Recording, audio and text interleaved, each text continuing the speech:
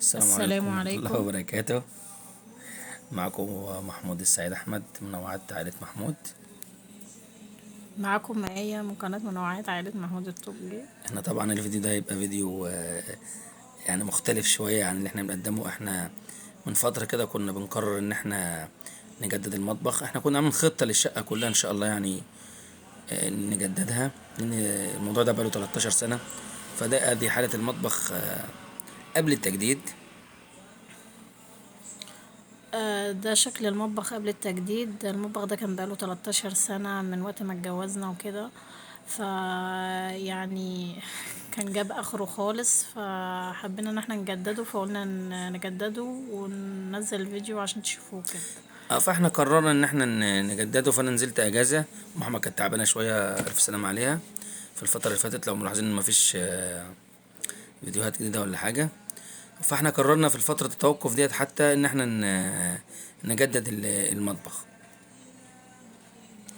وده قبل التجديد، وهنمشي معاكم يعني خطوة بخطوة هو بيتجدد، واللي هيدينه ان شاء الله محمود اللي هو صاحب القناة، لأنه أصلا إنه صنايعي في انا نقاش من 25 30 سنة، انا من صغره النقاش.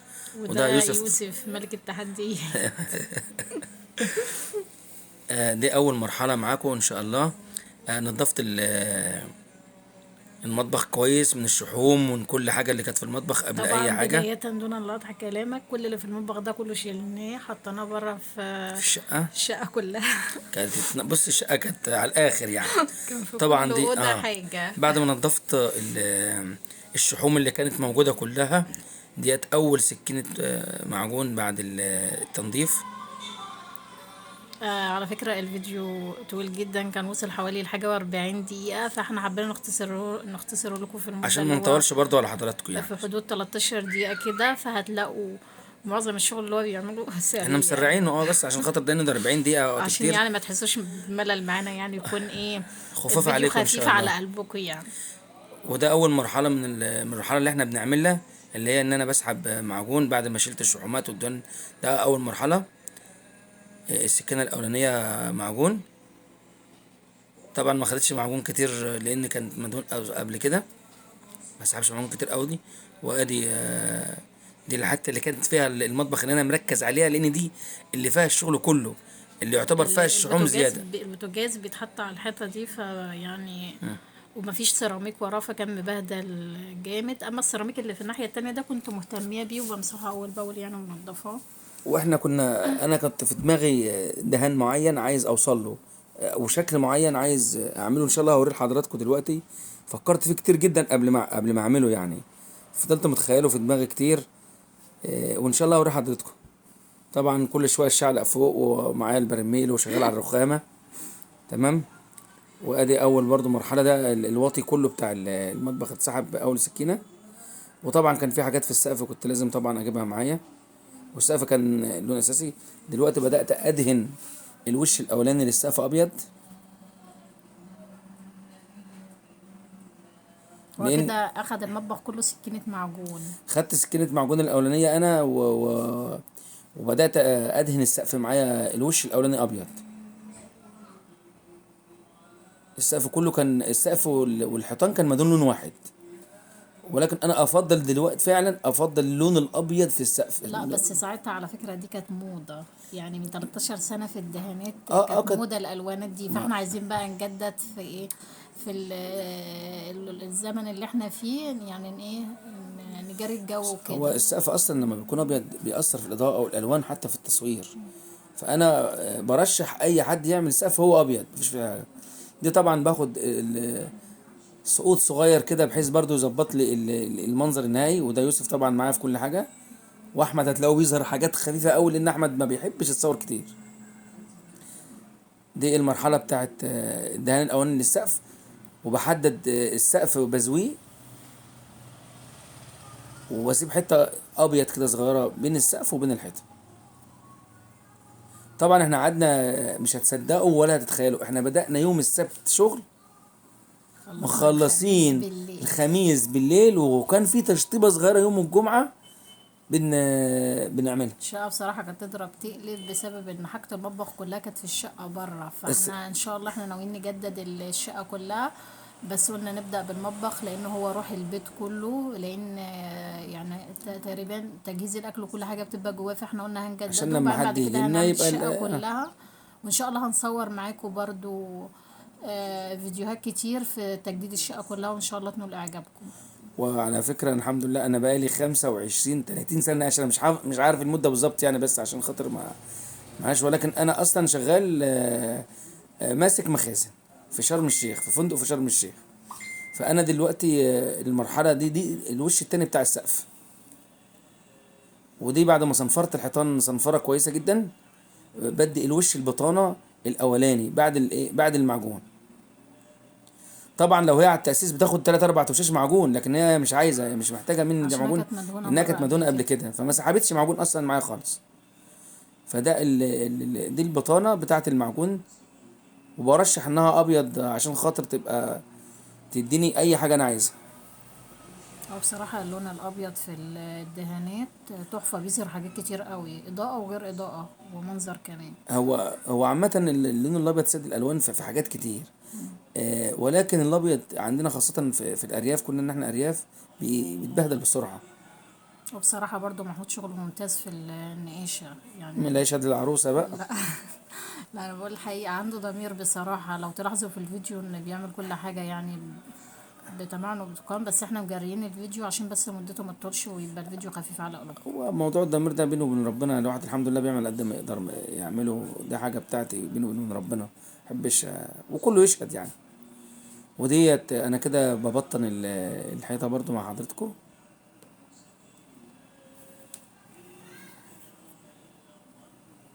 ولكن احنا برضو خدنا القرار مش من يوم واحد ولا اتنين. احنا القرار ده بقالنا تقريبا اكتر من سنتين بنخطط له. بنخطط له يعني، عشان نعمله ونقدر نعين مصاريف ازاي له برضو يعني. الموضوع مش جاي كده، لان انت عارفين ان حاجة. ما جاش فجأة اه يعني، لا ما جاش بصراحة هو فجأة. متخطط يعني، الشقة كلها متخطط لها، يعني ان هي ان شاء الله هتتجدد تجديد كامل من كله، ارضية ودهانات وكل حاجة ان شاء الله. احنا جايبين الموكيت، سجاد. الموكيت والسجاد الجديد لا هو اللي احنا سجاد مش موكيت. سجاد السجاد بتاع الشقة وراكنينه بقاله داخلين في سنة سنة لا احنا وشوية. جايبينهم من رمضان 2020، رمضان 2021 فات. دي انا باخد التيب بين السقف وبين الحيطان. مرضناش نفرشه بصراحة الا لما قلنا لازم نجدد الشقة الاول، بس فنستحمل بقى على القديم اه شوية لحد ربنا ما يكرمنا ان شاء الله. وبعدين هي في حاجات بتيجي تعطل الواحد بيني وبينك يعني، كانتش في الحسبان. بس يلا ان شاء الله ماشيين في الخطة ان شاء الله. دي حاجتنا ونظافتنا وبيتنا احنا لازم نعمل. ده الوش التاني بعد البطانة، بيبقى وش نص لمعة. برشح ان هو يبقى لون خفيف بيج شوية كده، بحيث ان ايه تقدر تعمل اي ديكور عليه. ده اللي انا برشحه كشغل يعني. بدي لون بيج خفيف. طبعا لازم اعمل تيب للزراير والحاجات اللي حواليا، عشان ما دهولش برضو شغل يبقى شغل نظيف. بتايب الحاجات دي واديها البلاستر بتاعها واديها التيب بتاعها. وده الوش اللي انا هديه ده الوش بعد البطانه بيبقى نص لمعه، عشان هقدر اعمل عليه. وانا اخترت شغل الاسبونشات بالذات ليه؟ لان انا هعمل شغل اسبونشات وورنشه، وهجيب ورنيش نضيف، وجبت ورنيش للمراكب جايب انضف حاجة والارضيات. بصراحة. جايب ورنيش للمراكب والاردات، عشان مش عايزين نقول النوع بالظبط عشان ما حدش بس يقول اعلان ولا حاجه. وهدهن بيه الحيطه، بحيث ان هو يستحمل اكبر قدر ممكن من شغل المطبخ، لان انا عارف شغل المطبخ حر ويبقى سخونيه، فلازم اجيب حاجه تستحمل الليله دي كلها. طبعا انا بدات شغل الديكور. ده الشغل اللي هو بطن كده خلاص وخلص، هو ده بقى هيبدأ ان هو يشطب التشطيب النهائي اللي كنت هو الفينش وبعدين انا خالص. ممكن كنا لحد الساعه واحدة شغالين بهدومنا. اه وكانت ايام جميله والله كلمنا نهار العظيم. ونهارنا ليل بصراحة، كانت ما كناش بننام اصلا، كان 24 ساعة شغل يعني، مش يعني مش بدماغنا قادرة اوصف كده. لكم، كان اسبوع بصراحة.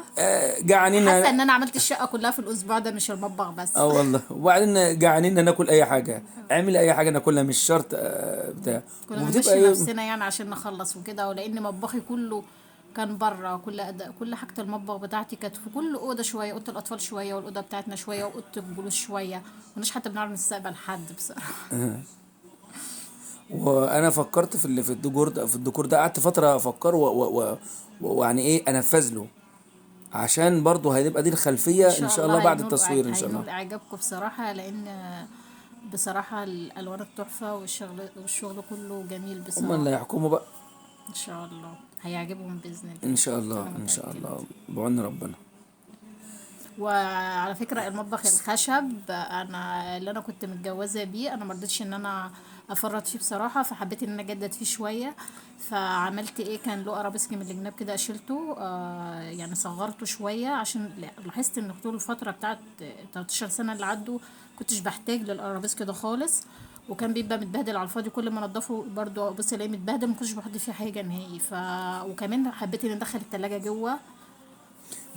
دي مرحله الطوب اللي انا عملته. طبعا انا دهنت، بدات ادهن بالاسبونش البيج، وده الاسطى عبد الله اول ما عرف انني شغال جيب نفسه لازم يعمل بايده، يا عم سيبنا كمان، قال لي لا والله ما سيبك. وده شكر خاص للاسطى عبد الله الجزار طبعا، اللي ما سابنيش صراحه. انا حبيت اعمل شغل زي شغل الخشب الباركيه بالظبط مع الاسبونشات، لان الاسبونشات الحاجه الوحيده اللي تستحمل في المطبخ. بس لازم عشان تعمل اسبونشات في المطبخ لازم تورنشها ورنيش ممتاز، ما تورنش اي ورنيش، ولازم تتورنش، ما تسيبهاش من غير ورنيش. الاسبونشات حاجه نظيفه جدا، بتستحمل الشغل الكتير، وبتستحمل السخونيه وبتستحمل الحراره، بس لازم تتغطى بورنيش صح، لان الورنيش ده، ودي مرحله التظليل بتاع الطوب. وبرضه شكر خاص لكل اللي وقف معايا، وفي ناس طبعا بدون ذكر اسماء ناس وقفت معانا وصراحه وساعدتنا كتير، حد وساعدتها، انه يعني صراحه خلصنا. ما سابتهاش في النظافه خالص. طبعا المعلم عبد الله لازم يكتب احمد ويوسف كتذكار لاحمد ويوسف في المطبخ. الجزء التحتاني اللي هو ما بين الوزرة كمونش ده اتعمل، بس كنا يعني ايه مضغوطين مستعجلين بس المره شوية، دي. فما نسينا نصوره بصراحة. ودي مرحله الورنيش. الورنيش ده هيحافظ على كل حاجه ان شاء الله. دي المرحله بتاعه الورنيش بعد الدهان كلها. على فكرة الورنيش غير من من منظر المطبخ كتير، ومن المنظر كتير. وده صراحة يعني بعد عملنا عملية نظافة شاملة جدا للمطبخ، وحطينا الانتيكات بتاعته، ودهنت الخشب عسلي. ودي بعد يعني يا رب ذوقنا يعجبكم بعد يعني في التحف المنظر كده اللي احنا يعني. حاطينه. وده يعتبر المنظر النهائي للمطبخ. انا اخترت شغل الباركيه الخشب عشان مريح جدا، تحس ان انت داخله المطبخ، تحس ان حاجه نظيفه مع الشغل الديكور الخفيف اللي انا عامله ده. صراحة يعني أنا كان واقف فيه مرتاح. وده المطبخ بعد التجديد، مسكته ودهنت اللون العسلي وغيرت وبعد فيه. ما قصينا منه طبعا. بعد ما قصينا الارابيسك ودخلنا الفريزر. الفريزر ده ما كانش جوه خالص، الفريزر ده كان واخد جوه في اوضه الجلوس صراحه. ده الديب فريزر، بس احنا كنا حابين ان احنا نحط التلاجة، بس جت كبيرة شوية. وده المطبخ قبل، وحضرتك ده المطبخ بعد. طبعا حضرتكم بقى اللي هتحكموا، ومستنظرين عليكم. وشكرا، والسلام عليكم عليكم ورحمه ورحمة الله الله وبركاته. وبركاته.